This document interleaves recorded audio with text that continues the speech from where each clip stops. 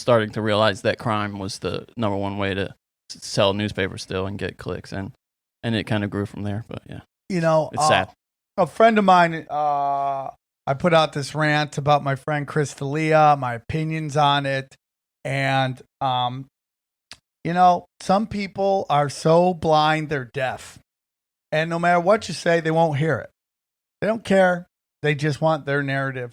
So, do you have any thoughts on kind of this, what looks like, Truth Cat, the second wave? I mean, we keep hearing second wave of COVID, second wave of Me Too. I call it Me Too too. Do you have any thoughts on it? Because I 100% believe what I believe, and I'd just like to hear your thoughts, and I'd like to give my thoughts. Do you have any? Well, maybe I'll give my thoughts and then get your. I believe this is all about taking out Rogan.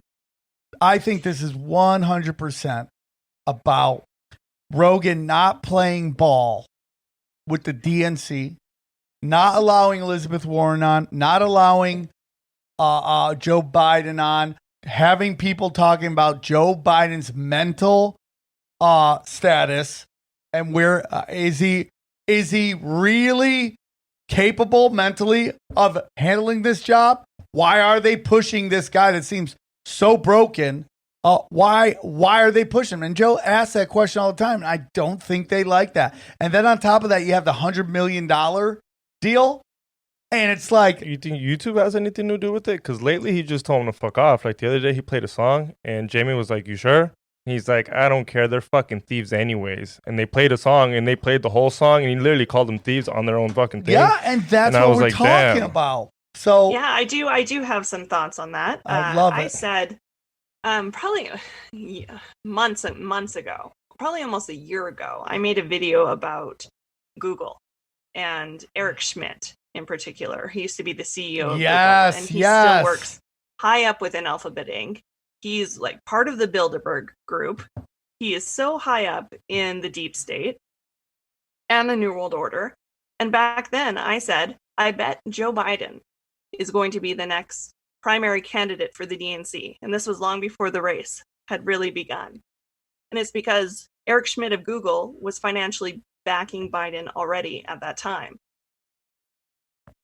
So it was only a matter of time until he was put in. I knew they were going to screw Bernie over again like they did in 2016. I knew Biden was going to be the candidate because Biden has been playing their game for years.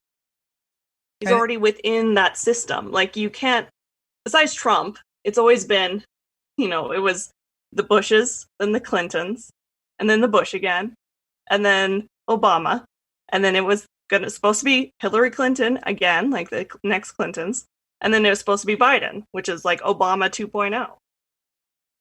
Yeah, I totally agree with that. And I mean, it's like whatever Trump is, and it's so funny. People just, you hear anything that isn't 100% negative about Trump, they just start thinking you're slurping this dude's dong, and you're just like, you're a Trumper. And it's like, hey, dude, if I listed all the things I hated about Trump and all the things I liked about Trump, and then I took the things I didn't like about Trump that all the other presidents did, and I took them off the list, there's way more things I like about Trump. It's just the truth. And it doesn't mean I think he's a good president. I grade that position in an incredible curve, dude. But I will never get an apology from them when I'm right and they're wrong, right?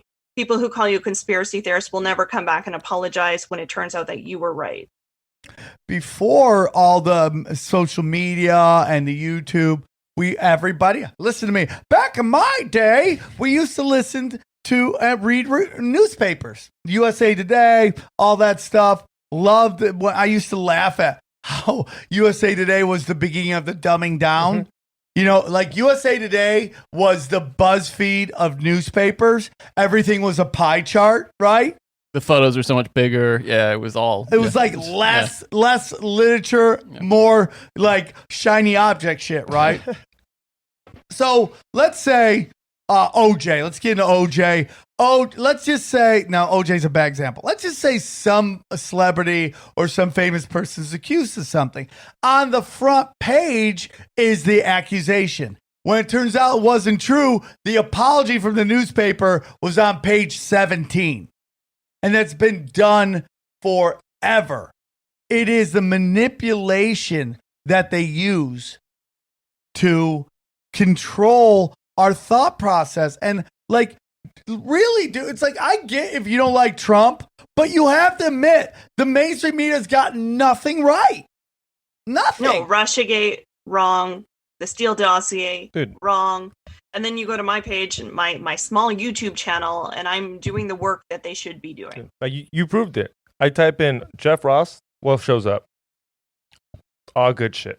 Yeah. You type in the other name, Chris D'Elia, and then you get exactly what they want you to hear, that he's a dirtbag, and what they both.